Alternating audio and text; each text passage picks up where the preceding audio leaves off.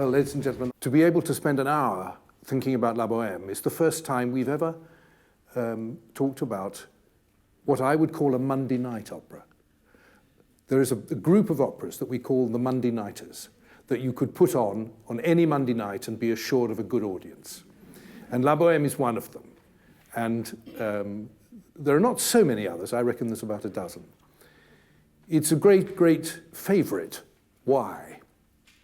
Because it's very skillfully written. It touches us in a good performance every time to the heart. It has a lovely mixture of youthful high spirits, sensuality, fun, outrageousness, and pathos. She may not be the greatest heroine in opera, Mimì. She's a simple girl who ornaments, embroiders flowers on material to earn a living. But when she dies, it's very difficult not to be stirred and not to be moved.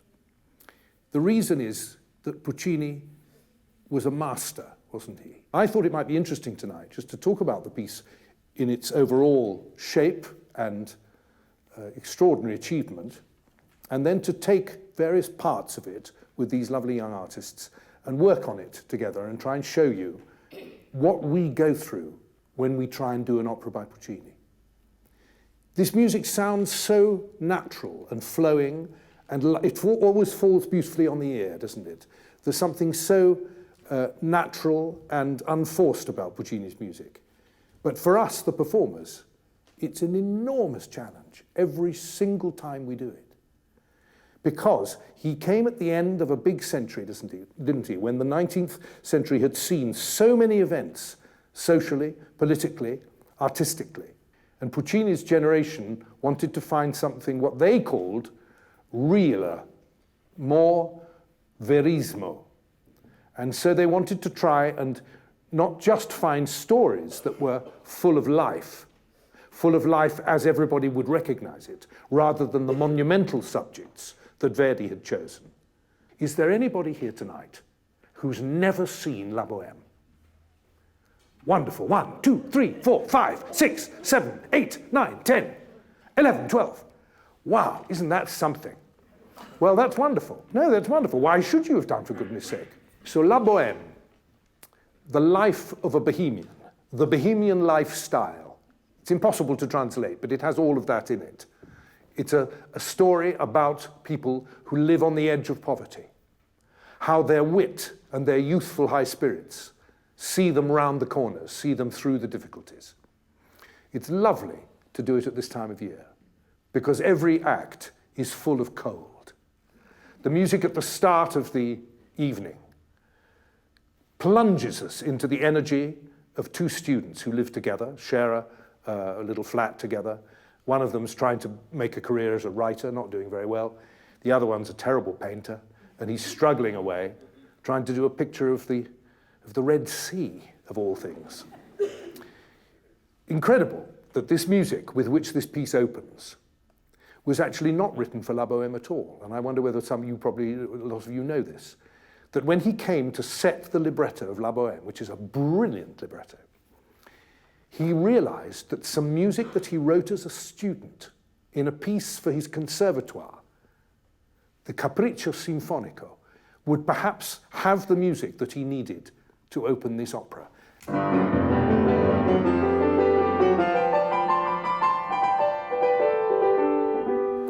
Fantastic, fantastic. So it's a burst of energy with this strong rhythmic da-dum-dum-dum, da-dum-dum-dum, da-dum-dum-dum.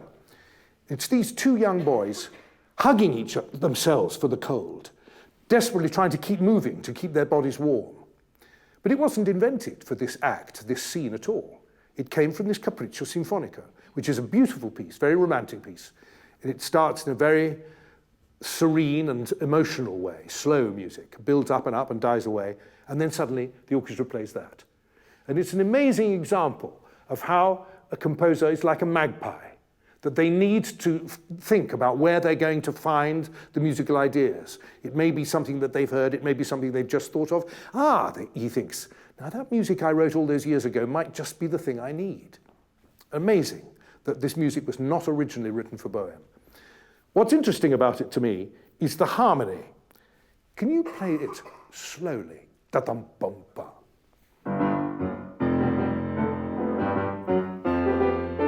Do you see? So the low note, da-dum-bum-ba, that F, followed by the B, is a dissonance in it. There's a sort of edge to it. Dum-bum-ba-wa. And in music, we call that interval, ba, that one associates with the police siren, as the devil in music, the diabolos in musica, they used to call it in the 17th century. Io, because it's ugly. It has a sort of, well, it's dissonant.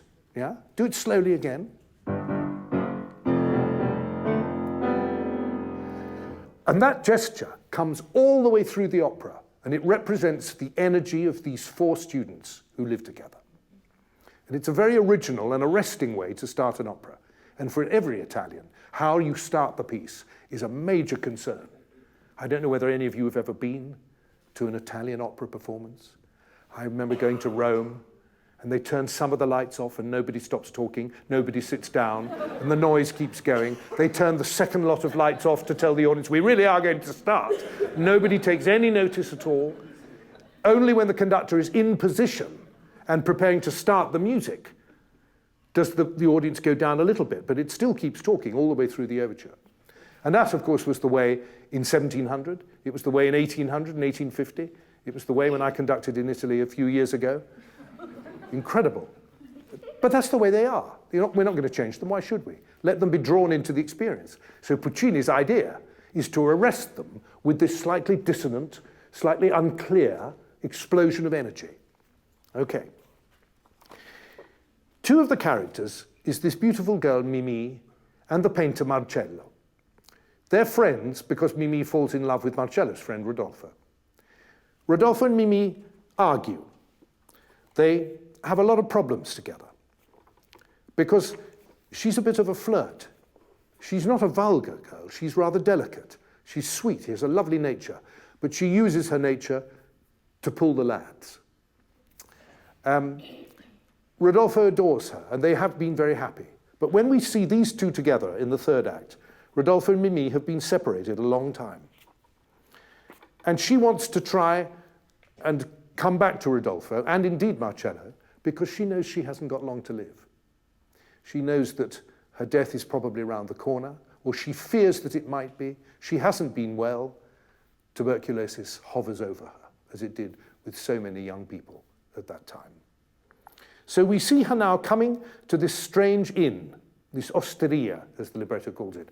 We'd call it a pub or a dive, where Marcello is painting the outside of the building. He's learning, he's getting a bit better, he's earning a bit of money. And she comes to try and make friends with him again and find out how Rodolfo's getting on. So we're going to start at the beginning of this third act as Mimì comes slowly, ill, weak, in the snow, in the depths of winter, to try and make contact with these young people that meant so much to her months earlier.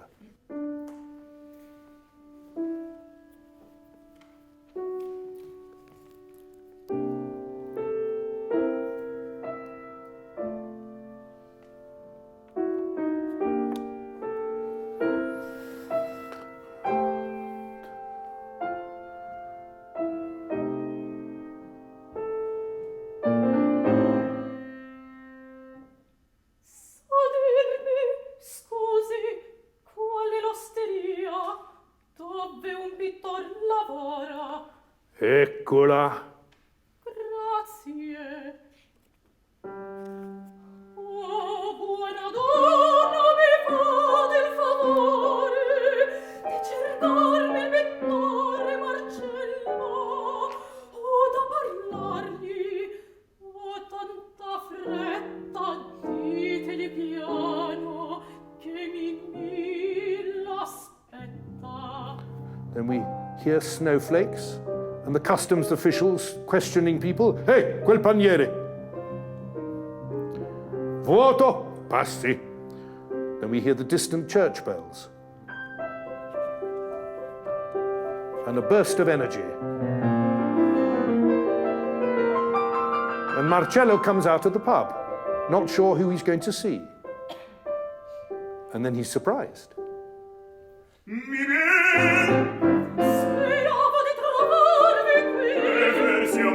a un mese di quello sia la spese. Musetta insegna il canto ai passeggeri. Io pingo quei guerrieri sulla facciata. È freddo, entrate. C'è Rodolfo. Sì. Non posso entrar, no. Perché? Marcello, aiuto!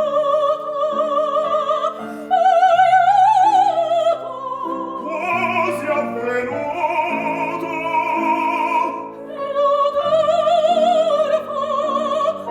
Rodolfo, mamma, mi fugge, il mio si strugge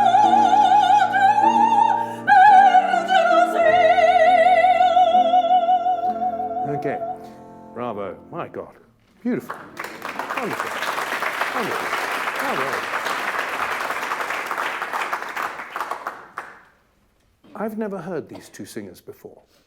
Okay, we've just met, and we're just going to work together as if you weren't here. Yeah. Well done, both of you. Perfect voices for the music. Absolutely lovely. Puccini was a composer who adored little things. He said so. He adored the tiny little instructions that he left behind. Don't wait on this note too long, but wait on this one. Don't be too slow here, but be slow here. So he actually has been very prescriptive. That doesn't mean to say we all can only do one way, because each artist is so different, and we must find a way to do it with these people, as I'm doing at the moment with my cast.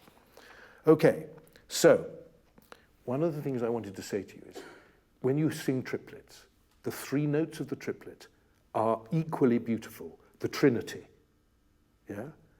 And the tendency is, in some styles of music, is that one makes the first note longer when you have three together. Ri ta ta ti, and not ri ti ti ti. Now, when you speak to the old lady, yeah, and you say, "Oh, buona donna, mi fate il favore," would you just say that in the same tempo as you sang it? Just say it. Oh, buona donna, mi fate il favore di cercarmi il pittore Marcello. But you sang, "Oh, buona donna, mi fate il favore," okay? Which is absolutely not what he wanted. And I'll tell you why. Just sing it, try to get it even. One. Oh, buona donna, mi fate il favore di cercarmi il pittore Marcello. Okay, now, do you notice that on your second note of each triplet, the flutes here, high quality flutes, do you see he's playing cha, cha, cha. So the flutes must be exactly with your second syllable, but they can't be because you don't sing it right, because you don't sing it really evenly. You're tentative, you're nervous, you're weak, and the words that you say must be understood by somebody you've never seen before, an old lady who may not be listening. She's probably not interested. Another of those loose living girls, you know? Oh, buona donna, mi fate il favore. Do me the favor, my dear lady. Yeah, try it. One. Oh, buona donna, mi fate il favore di cercarmi il pittore Marcello. Yeah, brilliant. But it's completely different now as a piece of music, because immediately the listener hears that Mark's harmony fits exactly with the pace and rhythm of your speech. So one listens to the totality, rather than before with your disjointed rhythm, which might be good if he didn't have those triplet notes, fights against the flutes. Do you see what I mean? Mm-hmm. But for a girl who has so little energy and who is dying and is really weak, these harmonies are part of you. They describe the way you are in the snow. Yeah? There's another thing here, ladies and gentlemen, that the Italian language is full of these double consonants. Like you say, for instance, here's a good example, tutti frutti. Yeah? So the double T's there need to be clear, don't they, for an Italian? Otherwise, if you say tutti frutti, they will have no idea what you're saying. You have to say tutti frutti. Can you all do that? tutti frutti. Do you see it has a triplet, rum-ta-tinta rhythm, okay? Now, the singers always say, when I have to do a double consonant, the Italians take time to do it, don't they? I can't do it in this rhythm, like you were trying to do then. I'm not being harsh at all. I'm being very compassionate. O buona donna mi fa. Donna mi fa. You can do the double N and still do the guy's rhythm, I think. And one.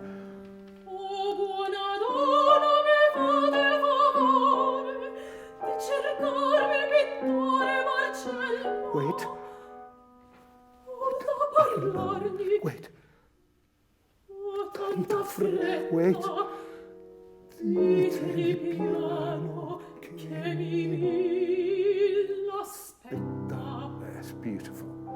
Can you hear that when she fits exactly with the rhythm in the accompaniment, there's a sense of it being right together. Let's now go from Mimì, yeah? So hear the end of the bells. Ding, ding, ding. Mimì, Speravo di trovarvi qui. e versiam qui da un mese di quell'ostia la spese. Musetta insegna il canto ai passeggeri. Io pingo quei guerrieri sulla facciata. Okay, great, terrific. I think you should do di quell'oste alle, shouldn't you? L'oste alle spese. L'ostial. Steal. Steal. Yeah, so that I hear l'oste alle spese. L'osteal. That's it, lovely. Then, can you take a good breath and do it all in one? Musetta insegna il canto ai passeggeri. So that you try and say to Mimì, sort of tactfully, she gives lessons, you know, darling. Because she knows, she's seen Musetta at work, you know? That's right, she knows what she is. So you don't need to be too obvious with it, yeah? But then he says risoluto, doesn't he? Io pingo quei guerrieri. It's hard to do that fast, isn't it? I can't do it. Io pingo quei guerrieri sulla, but then you should breathe. Guerrieri sulla facciata. So you're saying, I got a job painting the outside of this building. Things aren't so bad after all. Yeah? Okay, again, end of the bells.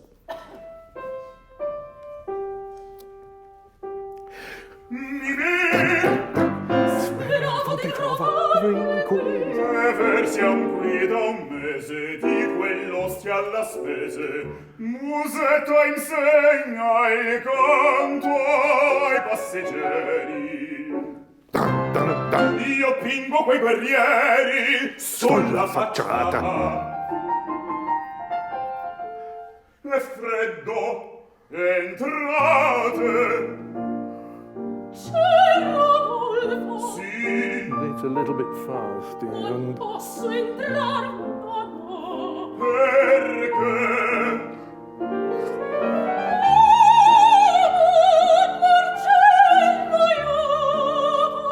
Okay, lovely, well done, gorgeous. Try something different. È freddo, entrate. I often find that the interval of the third, for you, oh, buon Marcello, aiuto, is more touching, it's more intense if you don't slide. Okay. Now, one of the vocal things about singing is how you join your notes. And you can do, you could slide. And I love it when the voices slide. You know, I think it's so beautiful to join your notes well. Not everybody agrees. My distinguished colleague Riccardo Muti, when he took over at La Scala, got a huge amount of harpic and cleaned out all the singing of these portamenti. He couldn't bear it. He said it wasn't allowed. You were never allowed to slide. Now, it has to be done really beautifully. But sometimes the voice sounds more beautiful when it's pure. Yeah? Now he says to her, come in and keep warm. È freddo, entrate.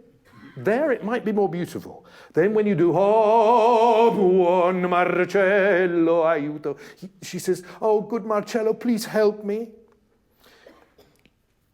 I don't know, try it and see. Yeah? Io pingo quei guerrieri Sulla facciata. È freddo, entrate. C'è Rodolfo. Sì,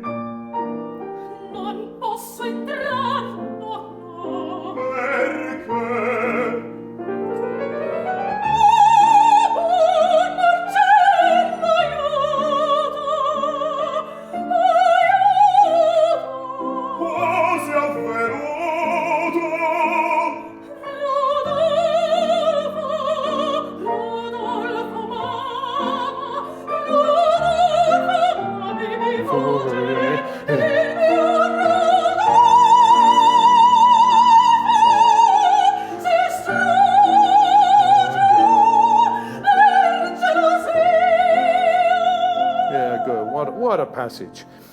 You need to breathe quicker.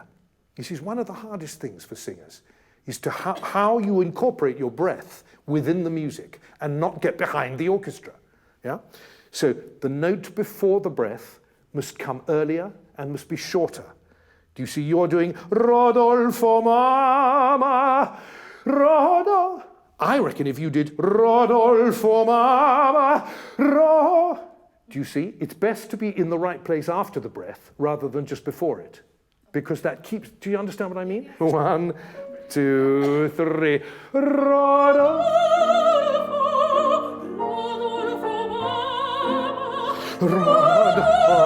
Mami mi sfugge il mio.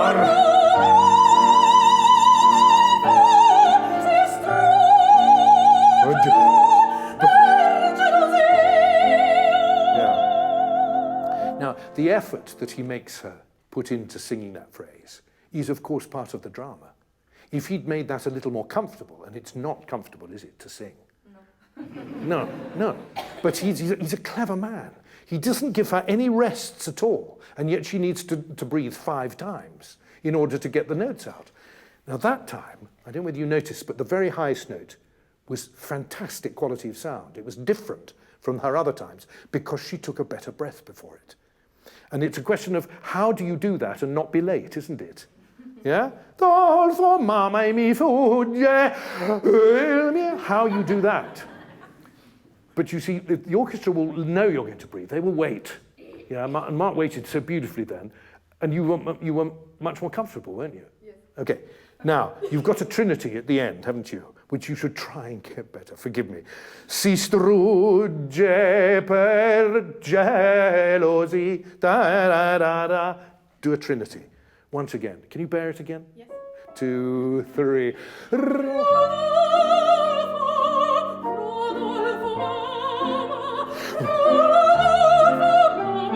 Fugge il mio.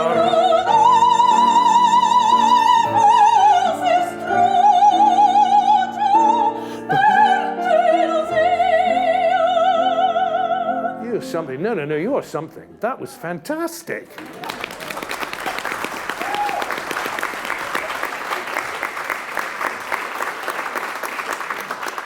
Because she did a wonderful top note, a wonderful top E flat, and didn't breathe. She took one breath out. Yeah? And she didn't faint. Okay, we're going on.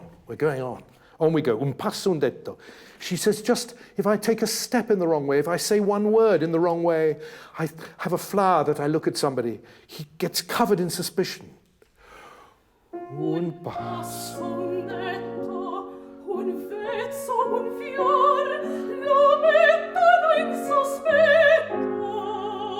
Onde corruce dire, allor la notte fingo di dormire.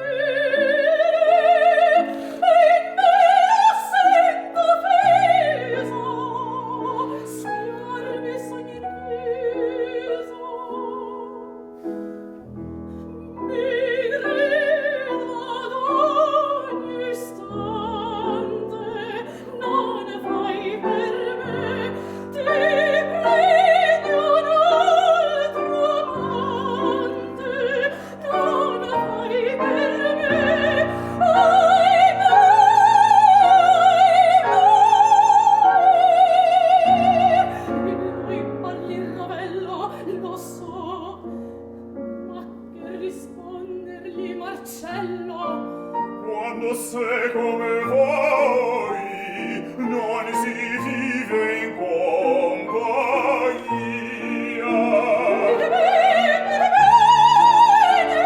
Lasciarci conviene.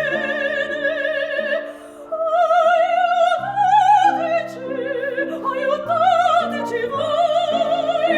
Queste per la Soy lieve,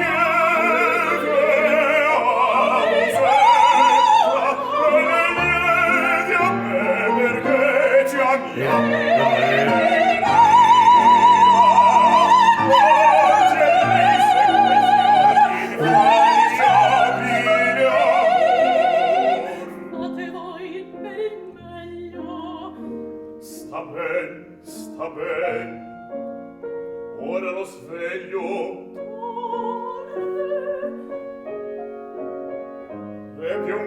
notato che un'ora avanti l'alba s'assopì sopra una panca.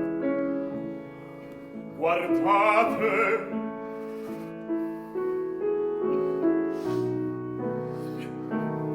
Then she coughs uncontrollably. che tosse.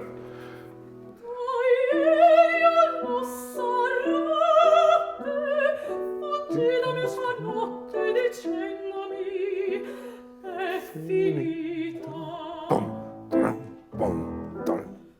A giorno sono uscita e me ne venne a questa volta.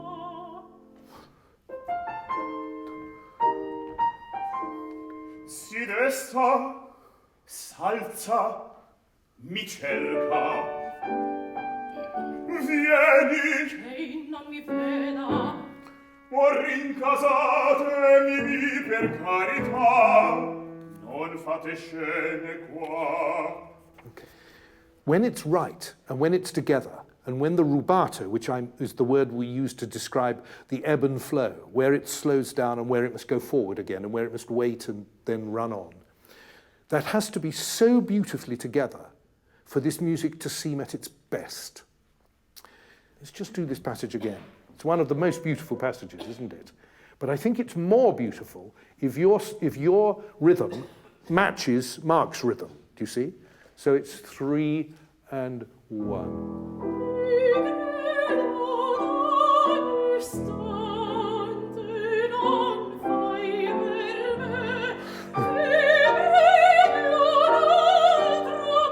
Yeah, good, good. You're still schwindling it a bit. You're still free with it. Mi grida ad ogni sta. Now, if you think of the meaning of the words, from moment to moment he shouts at me, we're hopeless together. But Puccini has set it, mi grida ad ogni sta, very quietly, with this dense sound in the orchestra. Yeah? It's as if it's too painful for you to say in a more melodramatic way. Life is hell in the flat at the moment. Okay? Got the note? And 1.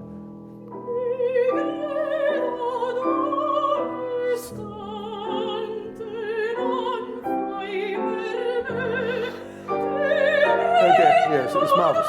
It's marvellous. But you're going on to say the same idea in a higher pitch. Don't be late on ti prendi. Make me shorter. Non fai per me ti. So you just me ti, touch me and off. Yeah? Now that was beautiful. The vowel on istante is a little bit too dark, I think, because it's a little flat. Ogni sta. It lacks resonance. Ogni istante. Yeah? And 1.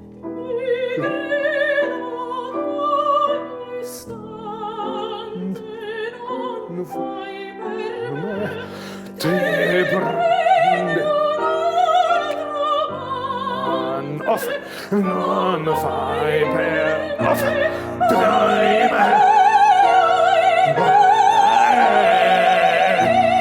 in lui parla novello, lo so, ma che rispondergli Marcello? Quando sei come voi, non si vive in compagnia. Dite bene, lo sorge conviene. Bravo. And when he replies after this fantastically moving speech, and you did that so well, it was really powerful, he says, a rather boring bar, he says, well, when it's like it is with you two, there's no point in living together. Non si vive in compagnia. Darling, you've just got to get over him, move on. Yeah? So she comes back with this lovely, dite ben, dite ben. Yeah? Do the D a little with more energy with your tongue. Dite ben, and don't think about the top A at all. Use the D, yeah, to throw you up there. Yeah? Now, this passage, of course, is the same as she sang by herself earlier. It's so clever of him that before her top note, he gives her 3 or 4 beats off. have a quick gin and tonic round the back, you know, and to have a good breath before she sings the last phrase with him together. Puccini was so clever at that sort of thing. This is the second time. It must be more powerful than when she sang it by herself. Yeah? So he carries the weight of the phrase while she swallows. That seems a funny thing to say, doesn't it? But isn't this right? You need time to swallow, don't you? And he hasn't had to work too hard, so he carries the burden of the music. She has a good chance to clear her tubes so that she's in cracking form for the top. Yeah? Okay? Quando sei come voi. You should give it up. That's what you're saying, isn't it? Piano, gentle. And one. Quando sei come voi, non si vive in compagnia. Did. Okay, fantastic. Triplet, trinity.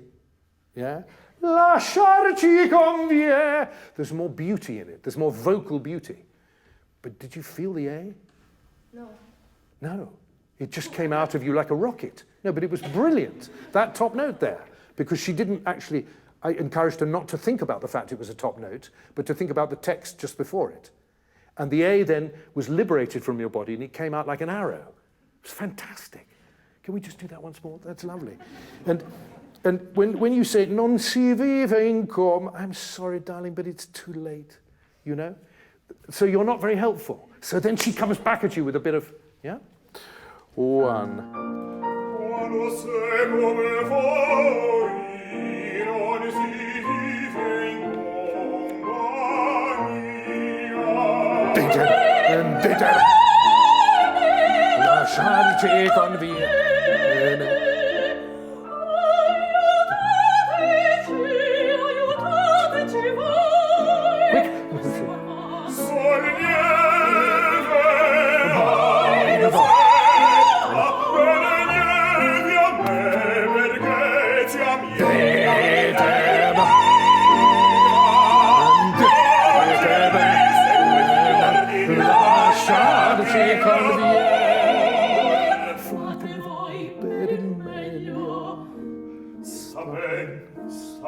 So he says, I'll wake him up.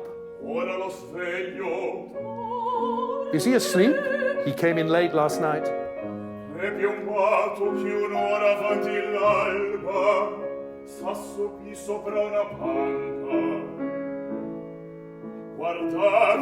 Okay, so immediately after that fantastic moment when they sing together, and the music is so powerful and passionate, and that was wonderful. I mean, it was beautifully together, and it was really clear what you felt. Bravo, it's lovely.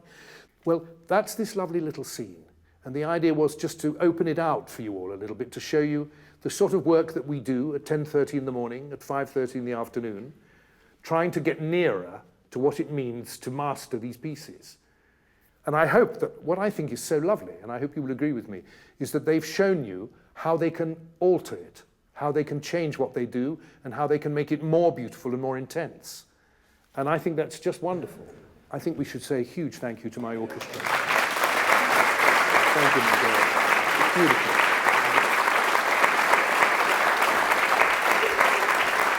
And thank you.